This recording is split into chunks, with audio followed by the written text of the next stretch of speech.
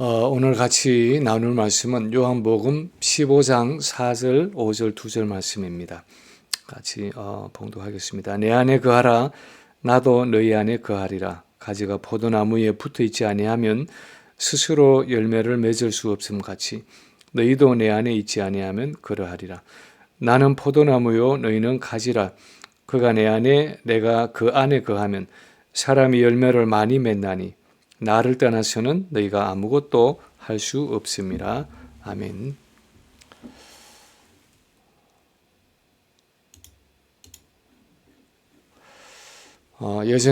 예전에 한국에서 살 때 저희 아버님이 시골에서 수박 농사를 지으신 적이 있었습니다. 원래 농사를 짓던 분은 아닌데 농협에서 퇴직을 하고 나서 그 퇴직금을 모아서 특용작물과 여러 농작물들을 재배하셨는데 한 해는 밭에다가 수박 농사를 하신 적이 있었습니다.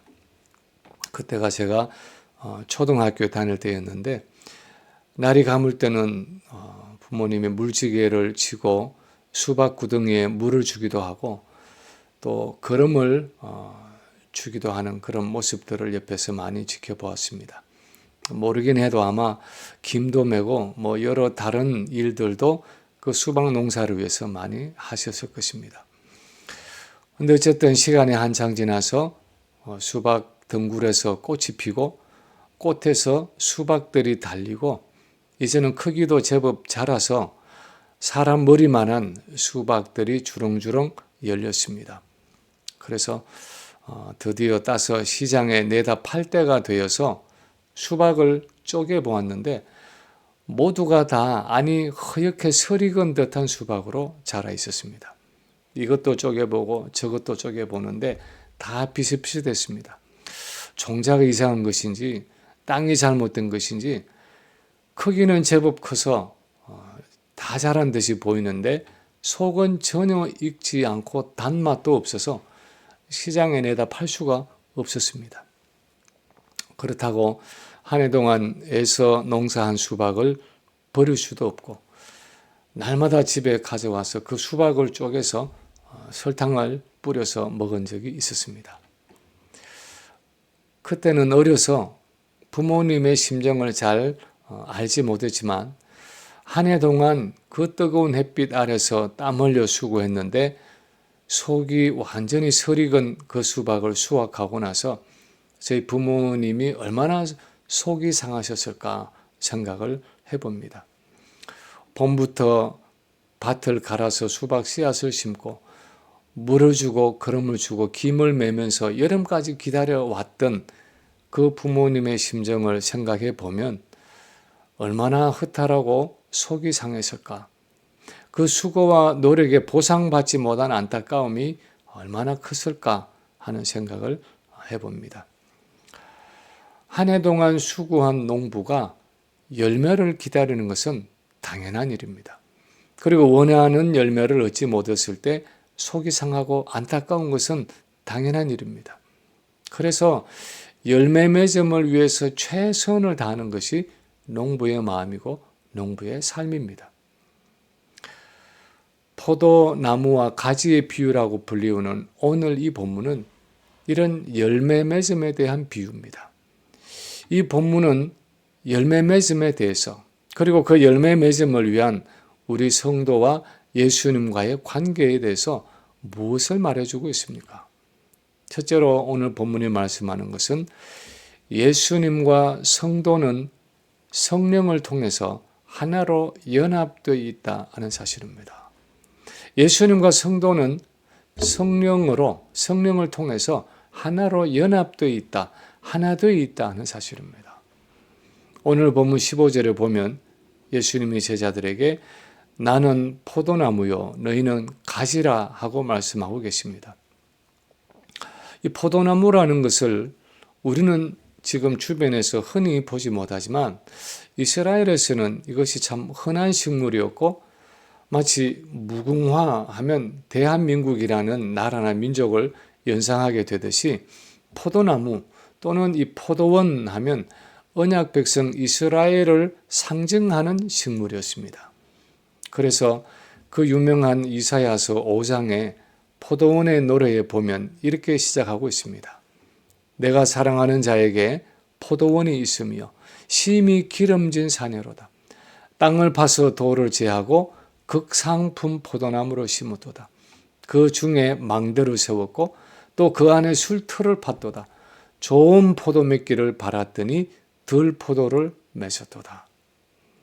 다시 말하면 하나님이 포도나무에 해당하는 언약 백성 이스라엘을 애굽에서 데리고 나와서 젖과 꿀이 흐르는 가나안 땅에 심고 필요한 모든 것들을 다 공급해 주었는데도 하나님이 원하시는 사랑과 순종의 열매를 맺지 못하고 오히려 죄와 우상 숭배라는 악한 열매를 맺었다 하는 사랑과 책망의 노래입니다.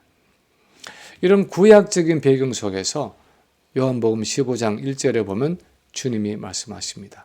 나는 참 포도나무요 내 아버지는 농부라.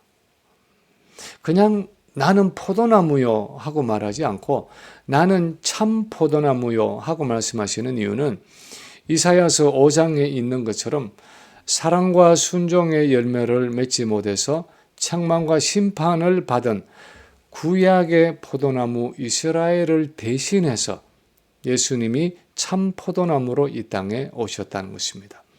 다시 말해서 실패했던 언약 백성 이스라엘의 열매 맺음을 위해서 참 포도나무로 예수님이 이 땅에 오셨는데 이제 신약의 제자들은 참 포도나무 되시는 예수님께 붙어있는 포도나무의 가지들이라는 것입니다. 여러분이 포도 농장에서 포도나무와 가지가 어떻게 붙어 있는지를 보셨는지 모르겠지만 대체로 땅에 굵은 포도나무 둥치가 깊이 뿌리를 받고 땅 속에서 수분과 영양분을 빨아올립니다. 그리고 그 굵은 포도나무의 둥치를 지탱하기 위해서 설치해 놓은 철망 같은 그 구조물 위를 쭉 따라서 포도나무가 길게 옆으로 자라가는데 거기에 수많은 가지들이 붙어서 옆으로 뻗어나갑니다. 가지들은 스스로 땅에 뿌리를 받고 있지 않습니다. 모두가 다 포도나무 둥치에 붙어서 거기서 수분과 영양분을 공급받아서 옆으로 그 뻗은 가지에 풍성한 포도 송이를 맺습니다. 그래서 이 포도나무와 가지의 관계라는 것은 4절에 가지가 포도나무에 붙어 있지 아니하면 하는 표현처럼 서로 붙어서 하나의 생명체를 이루고 있는 것입니다. 예수님이 이 비유를 통해서 제자들에게 그리고 우리 성도들에게 말씀하고자 하는 진리가 무엇입니까? 우리 안에 계시는 예수 그리스도는 성령을 통해서 우리와 하나 되어 있다 하는 사실입니다. 우리와 생명의 연합을 이루고 있다 하는 사실입니다. 오순절에 오신 성령을 통해서 예수님이 이제 성도들 안에 내주하실 뿐 아니라 성령의 사역을 통해서 우리 영과 더불어 하나 되어 계신다는 것입니다. 그래서 고린도전서 6장 17절에 보면 주와 합하는 자는 한 영이니라 하고 말씀하고 있습니다. 구약시대 성도들이 하나님이 원하시는 순종에 실패했던 이유 중에 하나는 그들에게 성령의 내재가 없었기 때문이었습니다. 성령이 외적으로 임해서 일시적으로 어떤 사역을 하고 일을 하기는 했지만 하나님의 영인 성령이 일반 성도의 내면에 들어오셔서 하나님의 마음을 알게 하고 계명의 의미를 깨닫게 하고 그 계명에 사랑으로 순종할 수 있는 능력을 공급해 주는 일은 없었습니다. 그래서 여전히 죄책감이 남아 있었고 심판에 대한 두려움이 있었고 마음이 경직되어 있고 하나님의 뜻을 안다고 해도 마음속에서 우러나오는 진정한 사랑으로 순종하는 것이 어려웠습니다. 그런데 이제 오순절에 성령이 오시고 그 성령을 통해 예수님이 우리 안에 오셔서 우리의 영과 하나가 되어 역사하신다 하는 것은 우리 그리스도인의 삶에 우리 신약의 그리스도인의 삶에 아주 획기적이고 파격적인 변화를 가져온 것을 의미했습니다. 그것은 이제 우리의 심령 속에 주님이 영으로 역사하신다는 것을 의미했습니다. 우리 안에서 우리의 인격, 우리의 전인격, 우리 생각과 감정과 의지를 주님이 주장하신다는 것을 의미했습니다. 우리의 인격과 성품 안에 그분의 인격을 주신다는 것을 의미했습니다. 이것은 구약시대에 전혀 가능하지 않았던 일입니다. 구약시대의 성도들은 율법을 그냥 문자적으로 외형적으로 알 뿐이었습니다. 그런데 우리 신약의 성도는 성령을 통해서 내재하시는 그리스도를 통해서 그 율법의 정신, 그 율법을 주신 분의 마음을 안다는 것입니다. 그래서 고린도전서 2장 16절에 보면 누가 주의 마음을 알아서 주를 가르치겠느냐? 그러나 우리가 그리스도의 마음을 가졌느니라 하는 말씀이 있습니다. 우리가 이 말씀의 의미를 자세히는 알 수 없지만 적어도 우리가 알 수 있는 것은 정도의 차이가 있겠지만 마음속에 성령의 내재가 있고 부활하신 주님이 사시는 우리 그리스도인들은 어느 정도 예수님의 마음과 생각과 가치관을 공유하고 있다는 사실입니다. 성령으로 충만할 때는 그것이 좀 더 분명하고 성령으로 충만하지 못할 때는 그것이 좀 더 어렴풋하겠지만 어떤 종류의 그리스도의 마음을, 그분의 성품을 성령을 통해 우리가 공유하고 있다는 것입니다. 실제로 때로는 깊은 기도 가운데 있을 때 전혀 생각지 못한 성경 말씀이 생각나기도 하고 평소에 전혀 경험하지 못했던 어떤 마음이 생겨날 때도 있습니다. 나답지 않은 생각이나 마음이 어디에선가 솟구칠 때가 있습니다. 물론 영적으로 잘 분별해야 하지만 그것이 내 안에 계시는 주님의 마음일 때가 많습니다. 처음에는 이 그리스도의 마음이 아주 짧은 순간 동안만 언뜻 우리를 지배하지만 스쳐가는 것처럼 지나가지만 우리가 주님께 순복하는 주기가 길어지면 길어질수록 주님과의 교제가 깊어질수록 좀 더 일관성 있게 주님의 마음을 지속적으로 경험하는 성숙한 인격으로 자라가는 것입니다. 그것이 구약시대와는 다른 우리 신약 성도의 한 특권이란 것입니다. 그리스도 하나 되어 있기 때문에 누리는 신약 성도의 한 특권이라는 것입니다. 그래서 두 번째 오늘 본문이 말씀하는 것은 그래서 우리는 그리스도 안에 거해야 한다 하는 사실입니다. 우리는 그리스도 안에 우리 안에 계시는 그 주님, 그 그리스도 안에 거해야 한다 하는 사실입니다. 4절에 보면 주님이 말씀하십니다. 내 안에 거하라. 나도 너희 안에 거하리라. 이것은 내 안에 거해라. 그러면 나도 너희 안에 거하겠다 하는 어떤 그 조건부의 말씀이 아닙니다. 오히려 이것은 내 안에 거해라. 왜냐하면 내가 너희 안에 계속해서 거할 것이기 때문이다.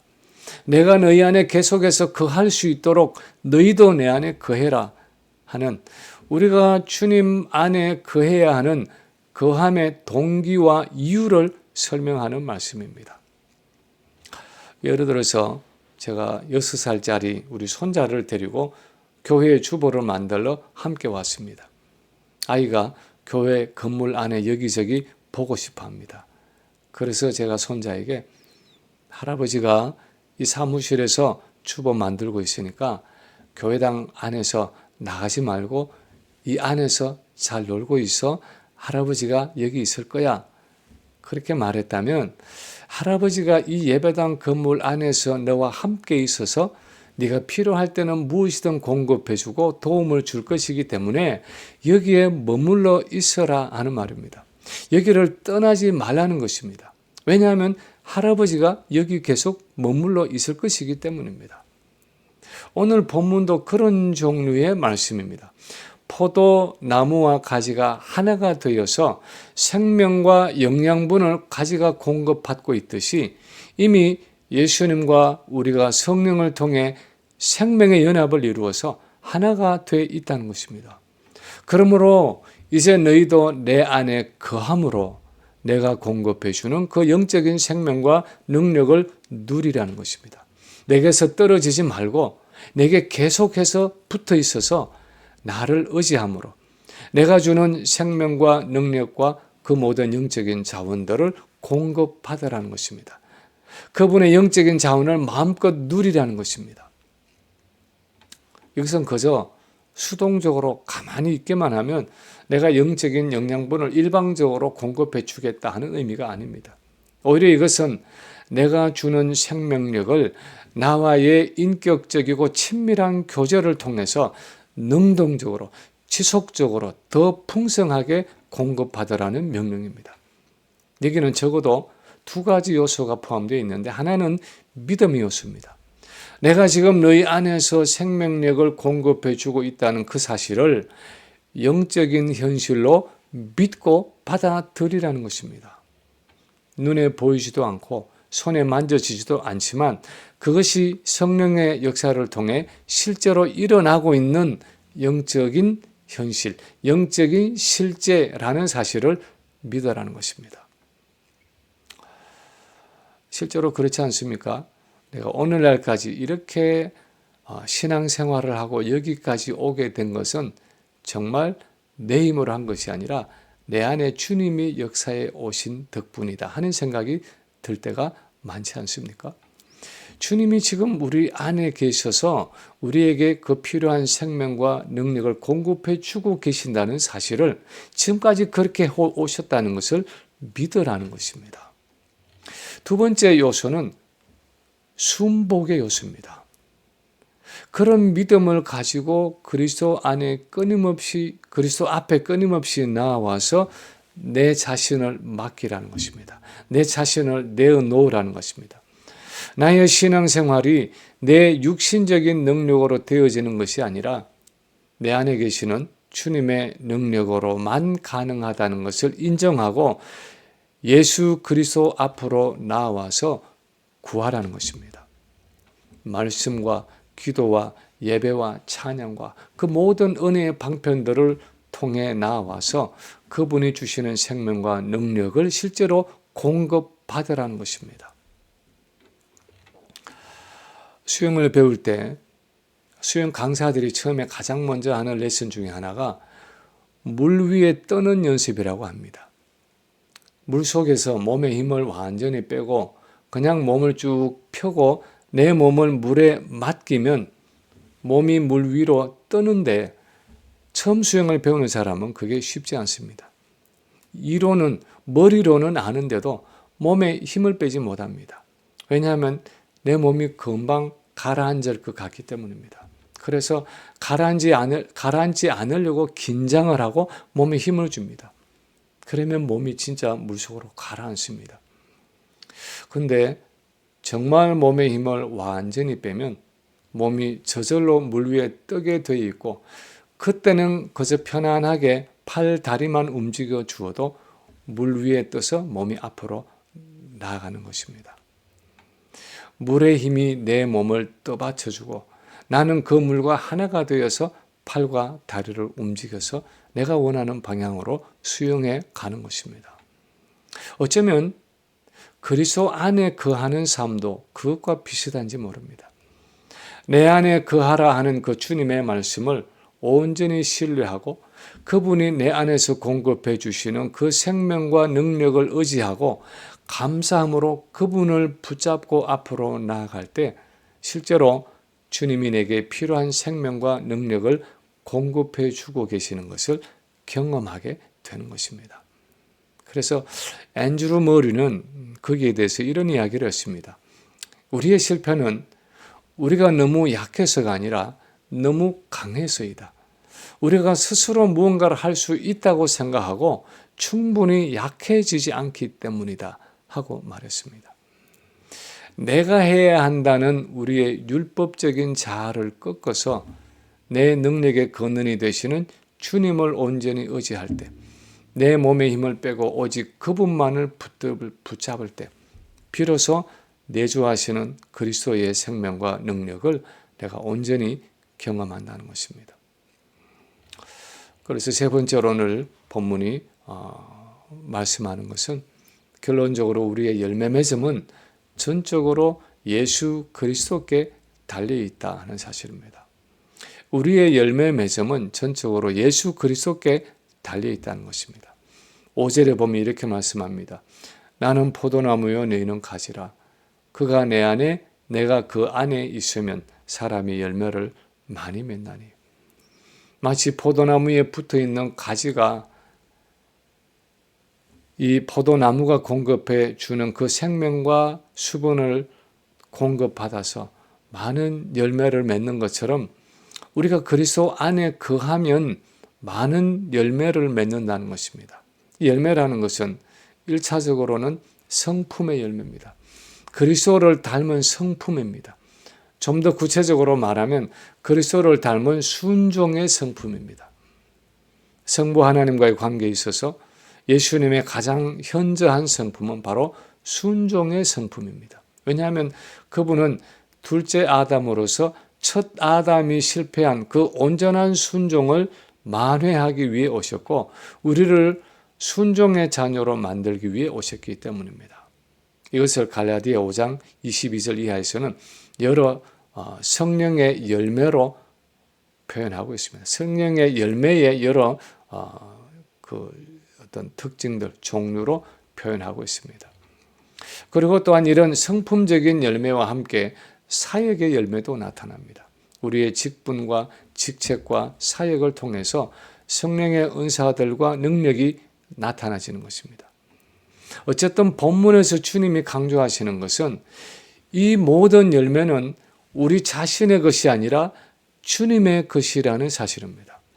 우리는 그냥 주님의 성품과 능력을 공유하고 있을 뿐이라는 것입니다.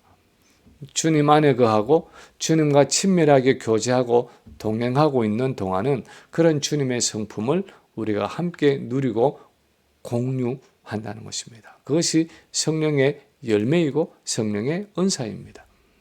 그리고 4절 후반에서는 이렇게 말씀합니다. 가지가 포도나무에 붙어 있지 아니하면 스스로 열매를 맺을 수 없음 같이 너희도 내 안에 있지 아니하면 그러하리라. 같은 내용을 5절 후반에서는 이렇게 말씀하십니다. 나를 떠나서는 너희가 아무것도 할 수 없음이라. 마치 가지가 포도나무에 붙어 있지 않으면 아무 열매도 맺을 수 없는 것처럼 우리가 포도나무 되시는 주님과 붙어 있지 않으면 주님 안에 거하지 않으면 그분의 생명과 능력에서 떨어져 있으면 결코 열매를 맺을 수 없다는 것입니다. 우리 한글로는 나를 떠나서는 너희가 아무것도 할 수 없음이라 하고 번역을 하고 영어로는 You can do nothing apart from me 하고 번역을 하고 있는데 사실 이 헬라어 원어의 구문은 훨씬 더 강한 부정입니다. 아마도 내가 없이는 너희가 절대 아무것도 할 수 없다 하는 의미가 될 것입니다. 그런데 정말 그렇습니까? 정말 예수님이 없이는 우리가 전적으로 아무 열매도 맺지 못하는 것입니까? 우리는 예수님의 이 말씀을 액면 그대로 받아들이기 어려워합니다. 예수님 없이는 열매를 조금밖에 맺지 못한다. 예수님이 없이는 열매 맺는 것이 조금 힘들 수 있다 하는 정도로만 생각합니다. 내가 하나님을 위해 선한 일을 할 수도 있고 내가 그분이 원하시는 순종을 할 수도 있고 내가 하나님을 위해서 할 수 있는 일들이 많은데 왜 주님은 우리가 그분이 없이는 아무것도 할 수 없다고 하시는가? 우리를 너무 과소평가하시는 것 아닌가? 나를 너무 무시하는 것 아닌가 하는 생각을 할 수도 있습니다. 사실 예수님 당시에도 많은 사람들이 그런 생각을 했습니다.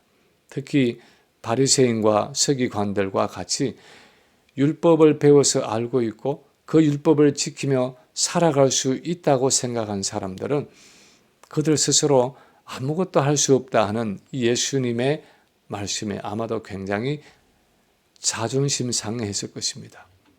이만 하면 우리는 거룩하고 선하게 살았다고 생각했습니다. 성전에 들어가서 옆에서 기도하는 세리처럼 그렇게 악하게 살지도 않았고 일주일에 2번씩이나 금식하면서 소득의 11조를 철저히 드리고 하나님이 명하신 율법에 흠이 없도록 살아왔다고 생각했습니다.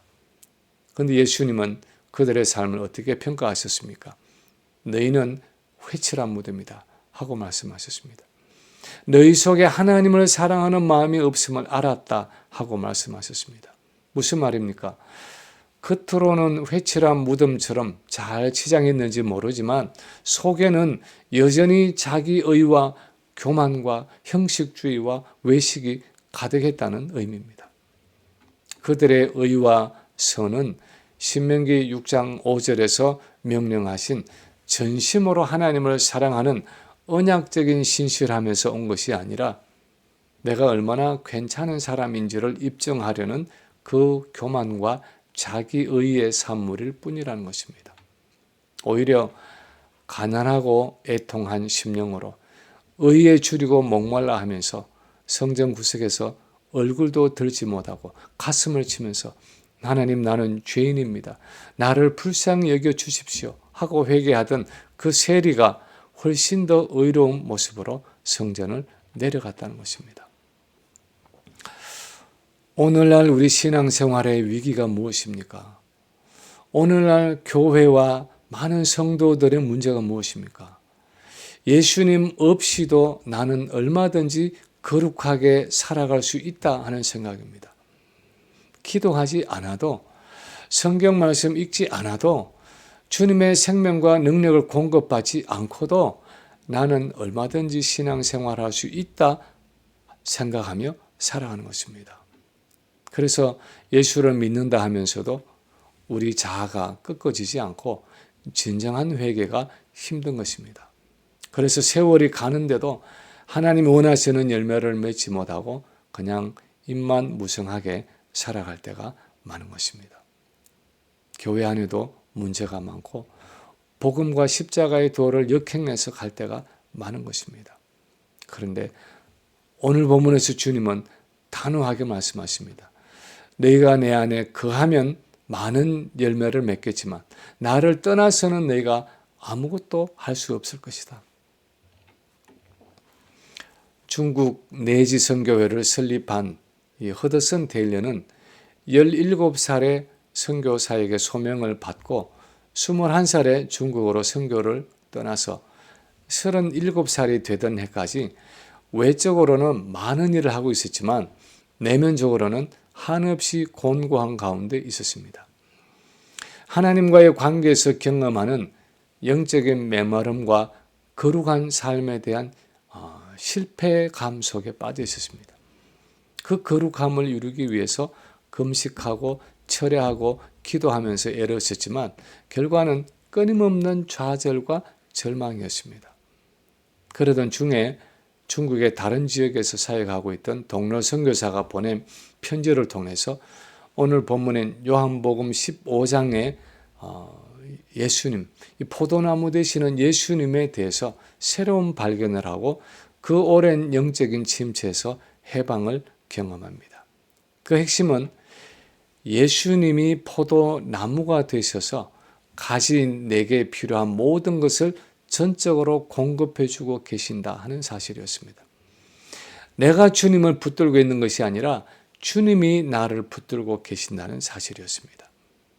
나의 모든 삶과 사역을 포도나무 되시는 주님이 지탱하고 계신다는 사실이었습니다. 이 사실을 진정으로 깨닫고 나서 자신이 그리스도 안에서 누리는 그 무한한 자원과 그 안식에 대해서 영국에 머물고 있던 여동생에게 이렇게 편지를 썼습니다. 그분의 모든 자원은 나의 것이다. 왜냐하면 그분은 나의 소유이시며 나와 함께 하시고 내 안에 거하시기 때문이다. 이 모든 것은 신자와 그리스도의 하나됨에서 비롯된다.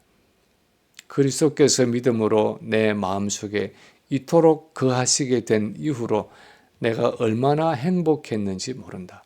이것을 글로 쓰는 대신 너에게 직접 말해 줄 수 있으면 얼마나 좋을까. 그 이후로 허드슨 테일러의 사역은 조급하고 성급한 육신적인 서두름에서 벗어나서 모든 순간을 자기 안에 거하시는 그리스도를 신뢰하고 안식하는 삶을 살았습니다. 예수님 오늘 본문에서 나는 포도나무요 너희는 가지라. 그가 내 안에 내가 그 안에 거하면 사람이 열매를 많이 맺나니 하고 말씀하십니다. 그분이 우리 안에서 성령을 통해서 생명과 능력을 공급해 주시는 포도나무이심을 기억하라고 말씀하십니다. 능력 주시는 그분이 내 안에 계시기 때문에 그분 안에서 내가 모든 것을 할 수 있다고 말씀하십니다. 그래서 그분 안에 거하라고 말씀하십니다. 지속적으로 그분 안에 거함으로 하나님이 원하시는 열매 맺는 삶을 살아가라고 말씀하십니다.